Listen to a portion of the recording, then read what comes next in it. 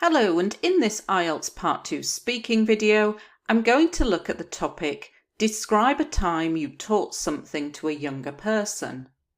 You should say when it was, what it was, who you taught it to, why you taught it, and explain how you felt about it.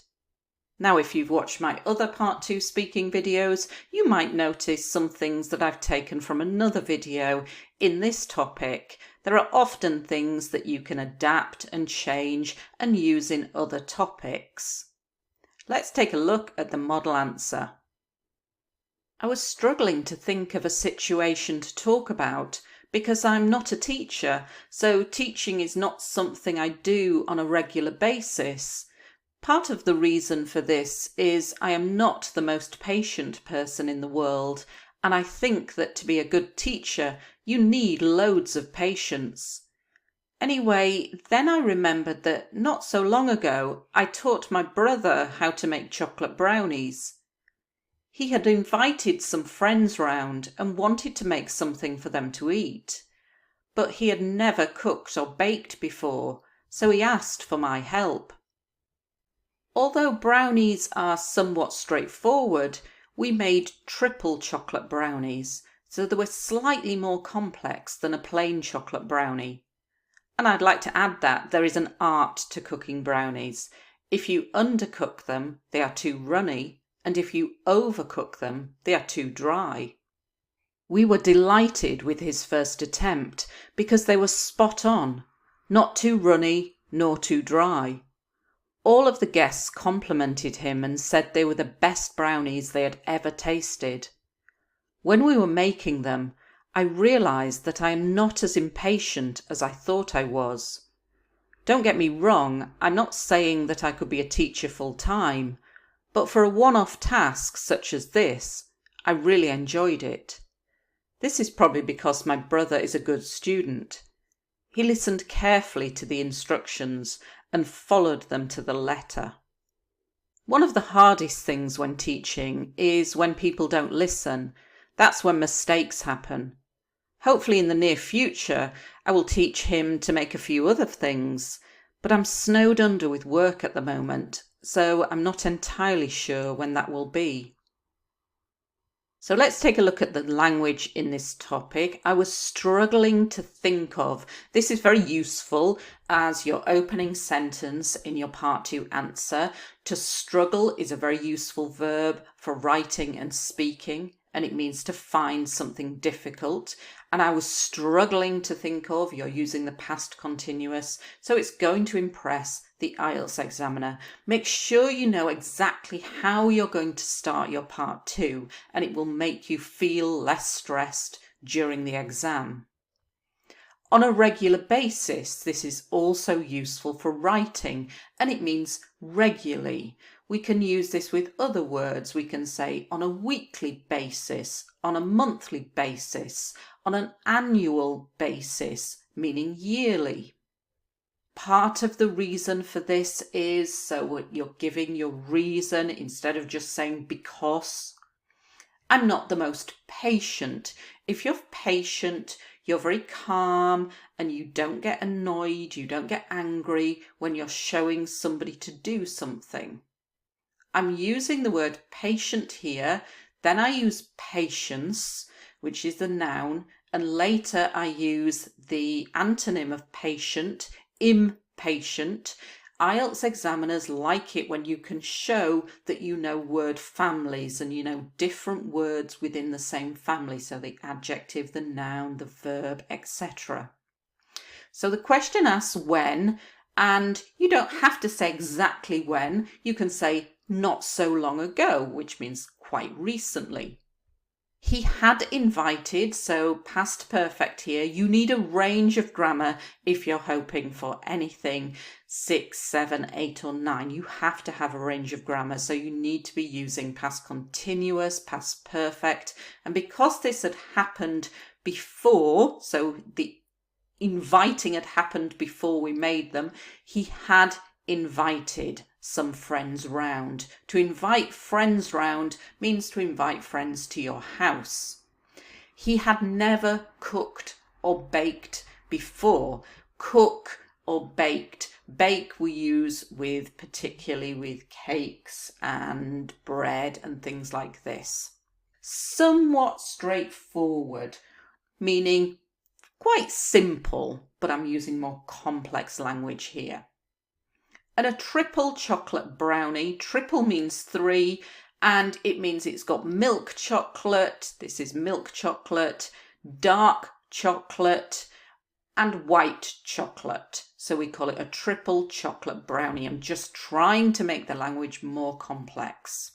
And here I'm using slightly more complex, so a bit more difficult than a plain chocolate brownie. Plain means it's just one flavour, so dark chocolate. And I'd like to add that you need to use discourse markers to give your answer some fluency and coherence, and so this is a useful one. An art, this means a skill. To undercook, to overcook. To undercook means to cook them less than they need. If they're too runny, this means runny, so the mixture is not fully cooked. If you overcook, so you cook them too long, they are too dry. So we were delighted. Delighted means really, really happy. His first attempt. Attempt means try. His first try, his first attempt. These are both nouns, these are both verbs. They were spot on. This is quite informal language. Do not use it in writing, but it's fantastic for IELTS speaking, and it means perfect. If something's spot on, it's perfect. Not too runny, nor too dry. When we're using two negative things, we can use nor. So runny, meaning it's too soft, too dry, it's overcooked. To compliment means to say positive things about something. And they were the best brownies they had ever tasted. When we were making them, so I'm using past continuous, I'm using past perfect. If you are aiming for 7 or above and you're not confident using these tenses, then I strongly recommend that you spend some time working on your tenses. Impatient, so the opposite of patient. Don't get me wrong, is a very useful little informal expression that we use a lot in English, and it means when you're saying something but you don't want people to misunderstand you. So I'm saying I'm not as impatient as I thought I was, but don't get me wrong, I'm not saying I could be a teacher full time. So I'm like, don't misunderstand me, I'm not saying I'm such a great teacher. But for a one-off task, this means something that you do once, a job you do once, a one-off task.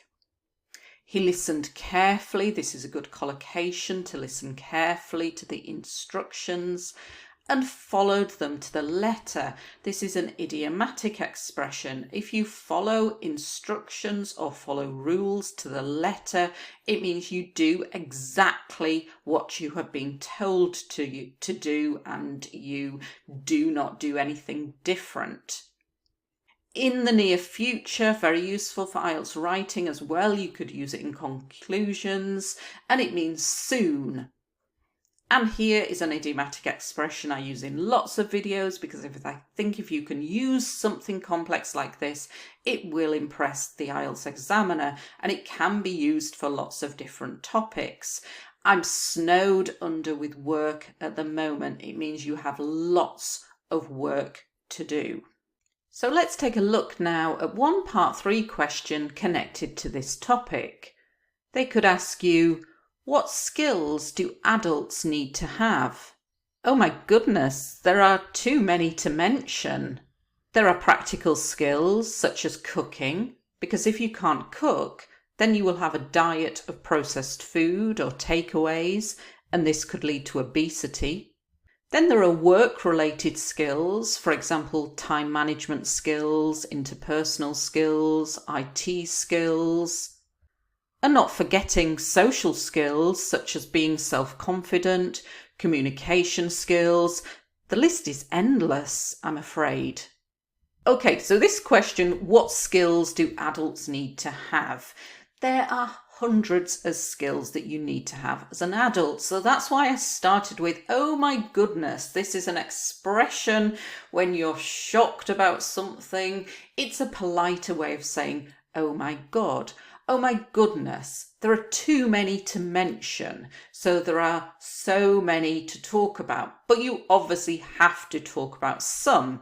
So you've got the practical skills. So I'm separating them into 3 areas: practical skills, work-related skills, and social skills.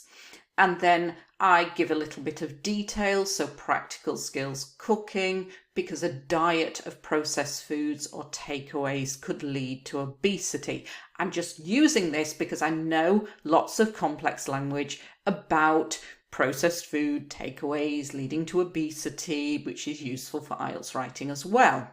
And then you've got your work-related skills. So we talk about time management skills. This is managing your time. Interpersonal skills. This basically means like communication skills with other people. And IT skills, which are computer skills. And then you've got your social skills. So these are you as a person, how you act, such as being self-confident, your communication skills. And then I finish with the list is endless, because you could keep going on and on and on, but you need to stop. So the list is endless, I'm afraid. So you're saying I could talk about a lot more things, but you're actually finishing it off very nicely in a complex way. Hope you found this video useful. Thank you very much for watching.